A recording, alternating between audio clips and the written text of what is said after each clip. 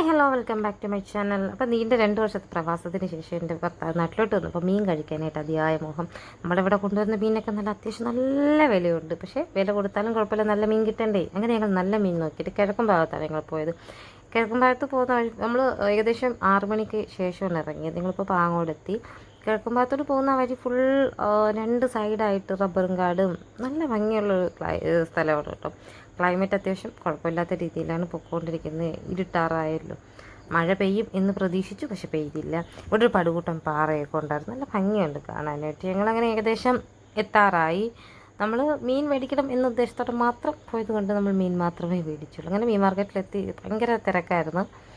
ഒരുപാട് കൊച്ചു കൊച്ചു കച്ചവടക്കാരുണ്ടായിരുന്നു. നമ്മൾ മീൻ സെക്ഷനിലോട്ട് ചെന്നപ്പോൾ അറുവില, ഒരു രക്ഷയില്ല. മത്തി രാജാവായിട്ട് നിൽക്കുന്ന സമയം. ഇവിടെ ചൂരയൊക്കെ മുറിച്ച് കൊടുക്കുന്ന 600-700 അങ്ങനെയൊക്കെയാണ് റേഞ്ച്.